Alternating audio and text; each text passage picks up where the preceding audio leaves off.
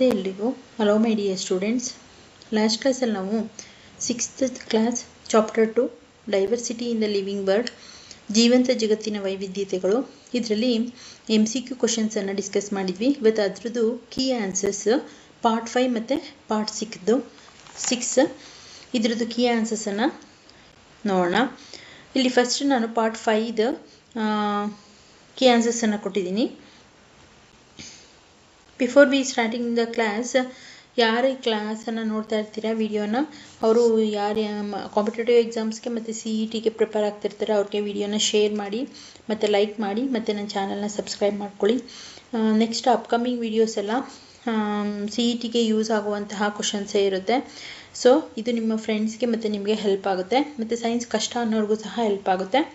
So let we start the class. The first question ನಾನು part 5 ಕೊಟ್ಟಿದ್ದೇನಪ್ಪ ಅಂದರೆ, example for ಶರ್ಬ್ಸ್ R ಅಂತ ಇತ್ತು. ಅದರಲ್ಲಿ ಪೊಮೊಗ್ರನೇಟ್, ಬ್ರಿಂಜಾಲ್, ಬಾಟಲ್ ಗಾರ್ಡ್, ಬಿಟ್ಟರ್ ಅಂತ ಇತ್ತು. ಇಲ್ಲಿ ಶರ್ಬ್ಸ್ ಅಂದರೆ ಮರನೂ ಅಲ್ಲ ಹುಲ್ಲು ಅಲ್ಲ, ಮಧ್ಯದಲ್ಲಿರುವಂಥ ಗಿಡಗಳಿಗೆ ಅಂತ. ಮರ ಅಂದರೆ ಈ ಮಾವಿನ ಹಣ್ಣಿನ ಮರ ಅದೆಲ್ಲ ಆಗುತ್ತೆ. ಮತ್ತು ಹರ್ಬ್ಸ್ ಅಂದರೆ ಹುಲ್ಲು ಅದಾಗುತ್ತೆ. ಇಲ್ಲಿ ಶರ್ಬ್ಸ್ ಅಂದರೆ ಮಧ್ಯದಲ್ಲಿರೋದು ಗಿಡಕ್ಕೆ ಉದಾಹರಣೆ. ಪೊಮೊಗ್ರನೇಟು ಗಿಡವಾಗುತ್ತೆ. ಇಲ್ಲಿ ಬ್ರಿಂಜಾಲು ತುಂಬ ಸಣ್ಣ ಸಸಿ. ಬಾಟಲ್ ಗಾರ್ಡು ಬಳ್ಳಿ ಆಗುತ್ತೆ. ಬಿಟ್ಟರ್ ಗಾರ್ಡು ಬಳ್ಳಿ ಆಗುತ್ತೆ. So ಪೊಮೊಗ್ರನೇಟ್ is the answer A. Next we go for second question. The lines on the leaves of the plant are called. ಸಸ್ಯದ ಎಲೆಗಳಲ್ಲಿ ಒಂದು ಲೈನ್ಗಳು ಬರುತ್ತೆ, ಲೈನ್ಗಳು ಕಂಡು ಬರುತ್ತೆ. ಆ ಲೈನ್ಗಳನ್ನು ಏನಂತ ಕರಿತೀವಿ ನಾವು? ಆಪ್ಷನ್ ಬಂದು venation, veins, arrangement, all of these ಅಂತ ಇತ್ತು. ಇಲ್ಲಿ ವೆಯಿನ್ಸ್ ಅಂದರೆ veins is the answer B. ಆ ಲೈನ್ಗಳನ್ನು ನಾವು ಏನಂತ ಕರಿತೀವಿ ಅಂದರೆ ವೆಯಿನ್ಸ್ ಅಂತ ಕರಿತೀವಿ. ಎಲೆಗಳಲ್ಲಿ ಕಂಡುಬರುವಂತಹ ಗೆರೆಗಳ ರೀತಿಯಾದಂತಹ ರಚನೆಯನ್ನು ವೆಯಿನ್ಸ್ ಅಂತ ಕರಿತೀವಿ. Okay, B is the answer. Next we go for third question. The pattern of veins on the leaf are called. ಎಲೆಗಳಲ್ಲಿ ವೆಯಿನ್ಗಳ ಪ್ಯಾಟ್ರನನ್ನು, ಅದರ ರಚನೆಯನ್ನು, ಎಲೆಗಳಲ್ಲಿ ರಚನೆ ಆಗಿರುತ್ತಲ್ಲ ಗೆರೆಗಳ ರೂಪದಲ್ಲಿ, ಅದನ್ನು ಏನಂತ ಕರಿತೀವಿ ಆ ರಚನೆಯನ್ನು ಅಂತ? ವೆನೇಷನ್, ಅರೇಂಜ್ಮೆಂಟ್, ವೆಯಿನ್ಸ್, ನನ್ ಆಫ್ ದೀಸ್ ಅಂತ. ಆ ಎಲೆಗಳ ರಚನೆಯನ್ನು ನಾವು ಏನಂತ ಕರಿತೀವಪ್ಪ ಅಂದರೆ ವೆನೇಷನ್ ಅಂತ ಕರಿತೀವಿ. ಓಕೆ, ಎಲೆಗಳ ರಚನೆಯನ್ನು ವೆನೇಷನ್ ಅಂತ ಕರಿತೀವಿ. Next we go for fourth question. Venation is the answer. How many types of venation in leaves? ವೆನೇಷನಲ್ಲಿ ಎಷ್ಟು ತರಹದ ವಿಧಗಳಿದೆ ಅಂತ. ಇಲ್ಲಿ 3 ಟೈಪ್ಸ್, 4 ಟೈಪ್ಸ್, 6 ಟೈಪ್, 2 ಟೈಪ್ಸ್ ಅಂತ ಆಪ್ಷನ್ ಇತ್ತು. 2 ಟೈಪ್ಸ್, 2 ರೀತಿಯಾದಂತಹ ವೆನೇಷನ್ಗಳಿದೆ. ಅಂದರೆ ಎಲೆಗಳ ರಚನೆ ಆಗೋದಕ್ಕೆ 2 ರೀತಿಯಲ್ಲಿ ಎಲೆಗಳ ಮೇಲೆ ಆ ಗೆರೆಗಳು ರಚನೆ ಆಗುತ್ತೆ. ಅದು 2 ಟೈಪ್ಸ್ ಇರುತ್ತೆ. Fifth one, the nature of reticulate venation is. 2 type ಅಂತ ಹೇಳಿದೆ ಅಲ್ವಾ, ಅದರಲ್ಲಿ ರೆಟಿಕ್ಯುಲೇಟ್ ಮತ್ತು ಪ್ಯಾರಲಲ್ ವೆನೇಷನ್ ಅಂತ ಬರುತ್ತೆ. ಆ್ಯಕ್ಚುಲಿ ಇಲ್ಲಿ ರೆಟಿಕ್ಯುಲೇಟ್ ವೆನೇಷನ್ ಅದು ಯಾವ ರೀತಿಯಲ್ಲಿ ಇರುತ್ತೆ ಅಂತ ಕ್ವಶನ್ ಕೇಳಿದ್ದಾರೆ. ಆಪ್ಷನ್ ಬಂದು the veins thin and soft, the veins of both sides thick and net like, the veins are thick on one side, all of these ಅಂತ ಆಪ್ಷನ್ ಇತ್ತು. ಇಲ್ಲಿ ಆನ್ಸರ್ ಬಂದು B, the veins on both sides are thick and net like pattern. ಇಲ್ಲಿ reticulate venation ಅಂದರೆ ಸ್ವಲ್ಪ ಎಲೆಗಳ ಮೇಲೆ ದಪ್ಪನಾದಂತಹ ಜಾಲ ರೂಪದಲ್ಲಿ ಗೆರೆಗಳು ಕಂಡುಬರುತ್ತೆ ಎಲೆಗಳ 2 ಸೈಡ್ಸಲ್ಲಿ. ಥಿಕ್ ಅಂದರೆ ದಪ್ಪವಾದಂಥ, ನೆಟ್ ಲೈಕ್ ಅಂದರೆ ಜಾಲ ರೂಪದಲ್ಲಿ. ಏನಂತಾರೆ, ಈ ನೆಟ್ ಬಲೆ ಎಳೆದಿರುತ್ತಲ್ಲ ಆ ರೂಪದಲ್ಲಿ. ನೆಟ್ ಲೈಕ್ ಅಂದರೆ ಬಲೆಗಳು ಎಳೆದಿರುತ್ತಲ್ಲ, ಈ ಜೇಡ್ರು ಬಲೆ ಥರ ಆ ರೀತಿಯಲ್ಲಿ ಅರೇಂಜ್ಮೆಂಟ್ ಆಗಿರುತ್ತೆ ಮತ್ತು ದಪ್ಪ ಇರುತ್ತೆ 2 ಸೈಡಲ್ಲಿ, ಎಲೆಗಳ 2 ಸೈಡಲ್ಲಿ. ಇದು ರೆಟಿಕ್ಯುಲೇಟ್ ವೆನೇಷನ್ನ ಗುಣಲಕ್ಷಣ. Okay, so B is the answer. Sorry. Next we go for 6th one. The veins are run parallel called. veins parallel ಆಗಿ ಎಲೆಗಳ ಮೇಲೆ ಕಂಡು ಬಂದರೆ ಅದನ್ನ ಏನಂತ ಕರಿತೀವಿ? ಪ್ಯಾರಲಲ್ ಅಂದರೆ ಇಲ್ಲಿ ಸಮಾನಾಂತರ ಎಳೆಗಳು ಅಂತ. ಎಲೆಗಳಲ್ಲಿ ಸಮಾನಾಂತರ ಗೆರೆಗಳು ಕಂಡು ಬಂದರೆ ಅದನ್ನು ಪ್ಯಾರಲಲ್ ವೆನೇಷನ್ ಅಂತ ಕರಿತೀವಿ. ಇಲ್ಲಿ ಆಪ್ಷನ್ ಬಂದು reticulate venation, parallel venation, both A and B, none of these ಅಂತ ಇತ್ತು. ಇಲ್ಲಿ ಎಲೆಗಳ ಮೇಲೆ ಸಮಾನಾಂತರ ಗೆರೆಗಳು ಕಂಡು ಬಂದರೆ ಅದನ್ನ ಸಮಾನಾಂತರ ಎಲೆಗಳು ಅಂತ ಕರಿತೀವಿ. So A is the answer, parallel venation. Okay, next we go for 7th question. Example for parallel venation is. Parallel ವೆನೇಷನ್ಗೆ ಉದಾಹರಣೆ ಏನು, ಸಮಾನಾಂತರ ಎಲೆಗಳಿಗೆ ಉದಾಹರಣೆ ಏನು ಅಂತ. ಇಲ್ಲಿ hibiscus leaf, banana leaf, coriander leaf, none of these ಅಂತ ಇತ್ತು. ಇಲ್ಲಿ ಐಬಿಸ್ಕಸ್ ಲೀಫು ದಾಸವಾಳ ಗಿಡದ್ದು ಎಲೆಯನ್ನು ನೀವು ಅಬ್ಸರ್ವ್ ಮಾಡಿ, ಅದ್ರ ಮೇಲೆ ಲೈನ್ಸ್ ಬಂದಿರುತ್ತಲ್ಲ ಎಲೆಯಲ್ಲಿ, ಅದು ಸಮಾನಾಂತರವಾಗಿ ಸ್ಟ್ರೈಟ್ ಆಗಿರಲ್ಲ, ಸ್ವಲ್ಪ ವ್ಯತ್ಯಾಸ ಇರುತ್ತೆ.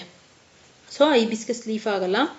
ಬನಾನಾ ಲೀಫ್, ಬಾಳೆ ಎಲೆಯನ್ನು ನೋಡಿ, ಅದರಲ್ಲಿ ನಿಮಗೆಲ್ಲೂ ಲೈನ್ಗಳು ಇರೋದೇ ಕಾಣಲ್ಲ, ಎಲ್ಲ ಸಮಾನಾಂತರ ಸ್ಟ್ರೈಟಾಗಿ ನೈಸಾಗಿರುತ್ತೆ ಎಲೆ.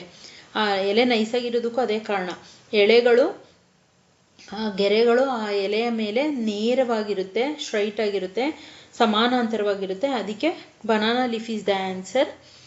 ಆ್ಯಂಡ್ ಇನ್ನೊಂದು ಆಪ್ಷನ್ ಕೊಟ್ಟಿದ್ದು ಕೊರಿಯಾಂಡರ್ ಲೀಫ್. ಕೊರಿಯಾಂಡರ್ ಲೀಫ್ ಸ್ಟ್ರಕ್ಚರೇ ಚೇಂಜ್ ಇರುತ್ತೆ, ನಿಮಗೆ ಸಮಾನಾಂತರವಾಗಿ ಬರೋದೇ ಇಲ್ಲ. So none of these. So answer ಬಂದು B is the answer. Parallel ವೆನೇಷನ್ಗೆ answer banana leaf. Example. Next we go for 8th one. Example for reticulate venation. Reticulate ವೆನೇಷನ್ಗೆ ಏನು ಎಕ್ಸಾಂಪಲ್ಲು ಅಂತ ಕೇಳಿದ್ದಾರೆ. Lemon grass, lemon leaf, grass leaf, banana leaf, none of these ಅಂತ ಇದೆ. ಇಲ್ಲಿ reticulate ಅಂದರೆ ಎಲೆಗಳಲ್ಲಿ ಸಮಾನಾಂತರ ಗೆರೆಗಳಿರಲ್ಲ, ಸ್ವಲ್ಪ ಜಾಲಿ ರೂಪದಲ್ಲಿ, ಬಲೆ ರೂಪದಲ್ಲಿ ಗೆರೆಗಳು ಕಂಡು ಬರುತ್ತೆ. ಅದನ್ನು ರೆಟಿಕ್ಯುಲೇಟ್ ವೆನೇಷನ್ ಅಂತೀವಿ. ಇದಕ್ಕೆ ಉದಾಹರಣೆ ಯಾವುದು? ಲೆಮನ್ ಲೀಫ್ ಅಂದರೆ ನಿಂಬೆಹಣ್ಣಿನ ಗಿಡದ ಎಲೆ, ಗ್ರಾಸ್ ಲೀಫ್ ಹುಲ್ಲಿನ ಎಲೆ, ಬನಾನಾ ಲೀಫ್ ಬಾಳೆ ಗಿಡದ ಎಲೆ, ನನ್ ಆಫ್ ದೀಸ್ ಅಂತ ಇದೆ. ಇಲ್ಲಿ lemon leaf is the answer. ಇದರಲ್ಲಿ ಇದು ರೆಟಿಕ್ಯುಲೇಟೇ ಇರುತ್ತೆ, ನೇರವಾಗಿರೋದಿಲ್ಲ ಇದರಲ್ಲಿ ಎಳೆಗಳು. So lemon leaf is the answer. Next we go for 9th question. Types of fruits are. ಬೇರಿನಲ್ಲಿ ಎಷ್ಟು ವಿಧಗಳಿದೆ ಅಂತ. 2 ಟೈಪ್ಸ್, 3 ಟೈಪ್ಸ್, 4 ಟೈಪ್ಸ್, 5 ಟೈಪ್ಸ್ ಅಂತ ಇತ್ತು. ಇಲ್ಲಿ ಬೇರಿನಲ್ಲಿ 2 ವಿಧ ಇರೋದು, ಸೊ 2 ಟೈಪ್ಸ್. ಅದು ಯಾವುದು ಬೇರಿನ 2 ವಿಧ? ಫೈಬ್ರಸ್ ರೂಟ್, ಟ್ಯಾಪ್ ರೂಟ್ ಅಂತ ಗೊತ್ತಿದೆ. ಸೊ ಆ 2 ವಿಧನೇ 2 types. The nature of tap root is. Tap ರೂಟ್ನ ಗುಣಲಕ್ಷಣ ಏನು ಅಂದರೆ, ಟ್ಯಾಪ್ ರೂಟ್ ಅಂದರೆ ಕನ್ನಡದಲ್ಲಿ ತಾಯಿ ಬೇರು ಅಂತ ಕರಿತೀವಿ. ಆ ತಾಯಿ ಬೇರಿನ ಗುಣಲಕ್ಷಣ ಏನು ಅಂತ. ಆಪ್ಷನ್ ಬಂದು the plant appear as a bunch of fruits, the plant appear as a single thin root, the plant consist of a one main root, all of these ಅಂತ ಇದೆ. ಇಲ್ಲಿ ಆನ್ಸರ್ ಬಂದು C, the plant consist of one main root. ಇಲ್ಲಿ tap root ಅಂದರೆ ತಾಯಿ ಬೇರು ಅಂದರೆ ಆ ಸಸ್ಯದ ಬೇರು ಒಂದು ದಪ್ಪನಾದಂತಹ ಬೇರನ್ನು ಹೊಂದಿರುತ್ತೆ. ಅದೇ ಏನು, the plant consisting of one main ರೂಟ್ನ ಟ್ಯಾಪ್ ರೂಟ್ ಅಂತ ಕರಿತೀವಿ. 11th question. Types of fruits are. ರೂಟ್ಸಲ್ಲಿ ಬೇರಿನ ವಿಧಗಳು ಯಾವುದು ಅಂತ. ಆಪ್ಷನ್ ಬಂದು tap root, fibrous root, both A and B, none of these ಅಂತ ಇತ್ತು. ಇಲ್ಲಿ ಬೇರಿನ ವಿಧ both A and B, tap root fibrous root ಎರಡುವೆ. ಅದಕ್ಕೆ ಆಪ್ಷನ್ ಬಂದು C, both A and B is the answer. 12th one. The roots of this plant appears as A. ಸಸ್ಯಗಳಲ್ಲಿ ಬೇರು ಈ ರೀತಿಯಾಗಿ ಕಂಡುಬರುತ್ತೆ ಅಂತ.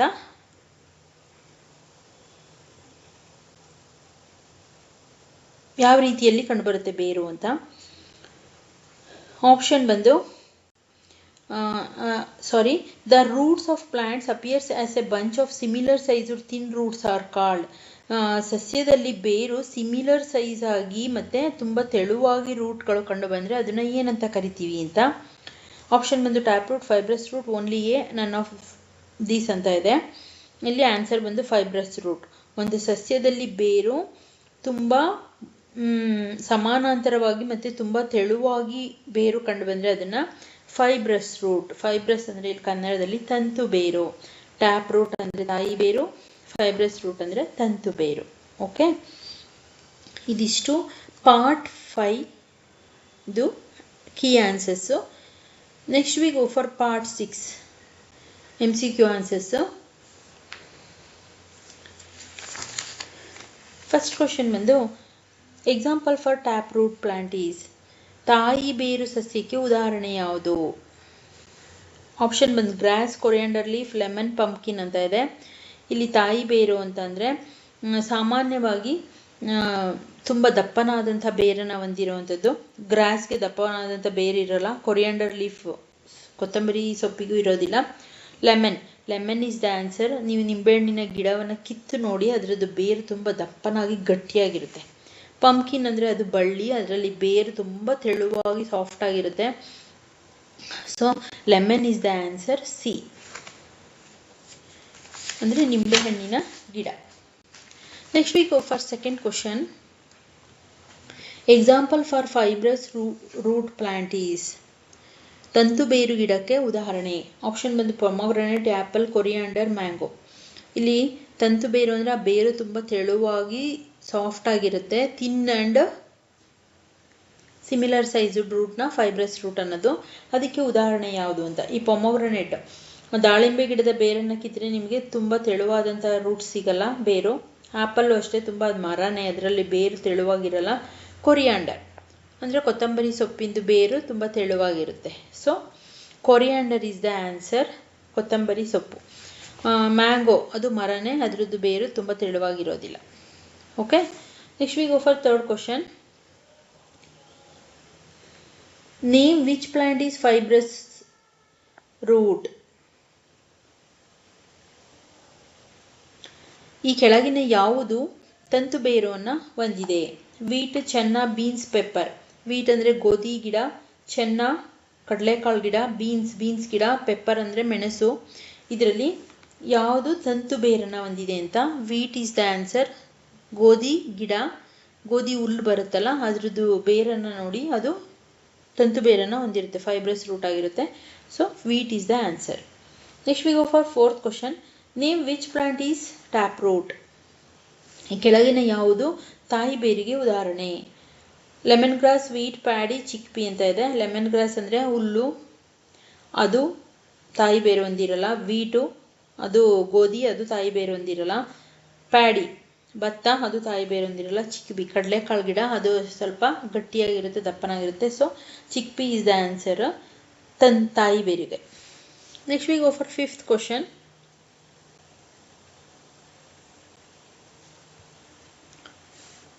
Name the plant parallel venation. ಈ ಕೆಳಗಿನವುಗಳಲ್ಲಿ ಯಾವುದು ಪ್ಯಾರಲಲ್ ವೆನೇಷನ್ ಹೊಂದಿದೆ? Parallel venation with fibrous root ಅಂತ ಇದೆ. Cardamom, tomato, wheat, potato.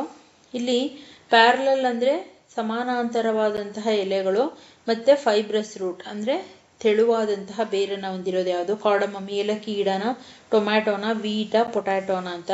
ಇಲ್ಲಿ wheat is the answer, C, option C is the answer. ಇದು ತುಂಬ ತಂತು ಬೇರನ್ನು ಹೊಂದಿರುವಂಥ ಸಮಾನಾಂತರ ಎಲೆಗಳನ್ನು ಹೊಂದಿರುತ್ತೆ. Next we go for sixth one. Name the plant is reticulate venation with tap root system. ಈ ಕೆಳಗಿನ ಯಾವುದು ರೆಟಿಕ್ಯುಲೇಟ್ ವೆನೇಷನ್, ಜಾಲಿ ರೂಪದ ಎಲೆಯ ರಚನೆ ಮತ್ತು ತಾಯಿ ಬೇರನ್ನು ಹೊಂದಿದೆ ಅಂತ question. Mustard, grass, paddy, wheat ಅಂತ ಇದೆ. ಇಲ್ಲಿ ಆಪ್ಷನ್ ಎ ಮಸ್ಟರ್ಡ್ ಅಂದರೆ ಸಾಸಿವೆ ಗಿಡ, ಟ್ಯಾಪ್ ರೂಟ್ ತಾಯಿ ಬೇರನ್ನು ಹೊಂದಿರೋದು. ಗ್ರಾಸು ಇರಲ್ಲ, ಪ್ಯಾಡಿನೂ ಇರಲ್ಲ, ವೀಟು ಇರಲ್ಲ. Okay, option A mustard is the answer. Next we go for seventh one. In seeds how many types we divided in a structure. ಧಾನ್ಯ, ಕಾಳು ಅಥವಾ ಬೀಜ ಅಂತ ಬಂದರೆ ಎಷ್ಟು ವಿಧದಲ್ಲಿ ನಾವು ಆ ಬೀಜವನ್ನು ಅದರ ಆಕಾರದ ಅನುಗುಣವಾಗಿ ಎಷ್ಟು ವಿಧಗಳನ್ನಾಗಿ ವಿಂಗಡಿಸ್ತೀವಿ ಅಂತ. ಇಲ್ಲಿ 3, 2, 4, 5 ಅಂತ ಇದೆ. 2 ವಿಧವಾಗಿ ನಾವು ಆ ಬೀಜಗಳನ್ನು ಅದರ ಆಕಾರದಕ್ಕೆ ಅನುಗುಣವಾಗಿ ಅದನ್ನು ವಿಂಗಡಿಸ್ತೀವಿ. So 2 is the answer. Next we go for 8th one. When seeds are split into 2 parts, each part is called. ಒಂದು ಬೀಜ ತೆಗೆದುಕೊಂಡು ಅದನ್ನು 2 ಭಾಗ ಆದರೆ ಅದು ಆ ಭಾಗದ ಪ್ರತಿಯೊಂದು ಭಾಗವನ್ನು ನಾವೇನಂತ ಕರಿತೀವಿ? ಆಪ್ಷನ್ ಬಂದು ಡೈಕಾಟಿಲಿಡನ್, ಮೊನೊಕಾಟಿಲಿಡನ್, ಕಾಟಿಲಿಡನ್, ನನ್ ಆಫ್ ದೀಸ್. ಇಲ್ಲಿ ಆಪ್ಷನ್ ಬಂದು ಸಿ ಕಾಟಿಲಿಡನ್. ಆ ದ್ವಿದಳ, ಏಕದಳ ಧಾನ್ಯ ಅಂತ ಕರಿತೀವಲ್ವಾ, ಆ ಒಂದು ಭಾಗವನ್ನು ಕಾಟಿಲಿಡನ್ ಧಾನ್ಯ ಅಂತ ಕರಿತೀವಿ. ಒಂದು ಬೀಜವನ್ನು ಧಾನ್ಯವನ್ನು ತೆಗೆದುಕೊಂಡ್ರೆ ಅದು 2 ಭಾಗ ಆಗುತ್ತೆ. ಆ 2 ಭಾಗದಲ್ಲಿ ಪ್ರತಿಯೊಂದರ ಭಾಗವನ್ನು ನಾವು ಕಾಟಿಲಿಡನ್ಸ್ ಅಂತ ಕರಿತೀವಿ. Okay, next we go for 9th question. Plants that have seeds with 2 ಕಾಟಿಲಿಡನ್ಸ್. ಒಂದು ಸಸ್ಯ 2 ಅಂದರೆ ದ್ವಿದಳ ಧಾನ್ಯವನ್ನು ಹೊಂದಿದ್ರೆ ಅದನ್ನ ಏನಂತ ಕರಿತೀವಿ? 2 ಕಾಳುಗಳನ್ನು ಹೊಂದಿದ್ರೆ ಅದನ್ನ dicotyledon, monocotyledon, cotyledon, both A and B ಅಂತ ಇದೆ ಆಪ್ಷನ್. ಇಲ್ಲಿ ಆಪ್ಷನ್ ಬಂದು ಡೈಕಾಟಿಲಿಡನ್ ಅಂದರೆ ದ್ವಿದಳ ಧಾನ್ಯ ಅಂತ ಕರಿತೀವಿ. ಅದೇ ಥರ 10th question. Plants have seeds with only 1 cotyledon. ಅದೇ ಆ ಸಸ್ಯ ಒಂದೇ ಒಂದು ಧಾನ್ಯವನ್ನು ಹೊಂದಿದ್ರೆ ಅದನ್ನು ಏನಂತ ಕರಿತೀವಿ? ಆಪ್ಷನ್ ಬಂದು ಮೊನೋಕಾಟಿಲಿಡನ್, ಡೈಕಾಟಿಲಿಡನ್, ಕಾಟಿಲಿಡನ್, ನನ್ ಆಫ್ ದೀಸ್ ಅಂತ ಇದೆ. ಒಂದೇ ಒಂದು ಧಾನ್ಯವನ್ನು ಹೊಂದಿರೋದನ್ನ ಮೊನೋಕಾಟಿಲಿಡನ್, ಏಕದಳ ಸಸ್ಯ. 2 ಧಾನ್ಯವನ್ನು ಹೊಂದಿದ್ರೆ ದ್ವಿದಳ ಸಸ್ಯ ಅಂತ ಕರಿತೀವಿ. 11th one. Example for monocot plant.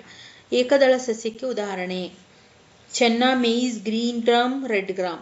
ಯಾವ ಕಾಳನ್ನು ನಾವು ಒಡೆದ್ರೆ ಅದು 2 ಭಾಗ ಆಗಲ್ವೋ ಅದನ್ನ ಏಕದಳ ಅಂತ ಕರಿತೀವಿ, ಮೊನೋಕಾಟ್ ಪ್ಲಾಂಟ್ಸ್ ಅಂದರೆ.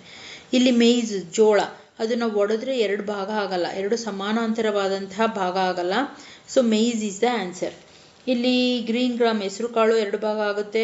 ರೆಡ್ ಗ್ರಾಮ್ ತೊಗರಿ ತೊಗರಿ ಕಾಳು 2 ಗ್ರಾಮ್ ಆಗುತ್ತೆ.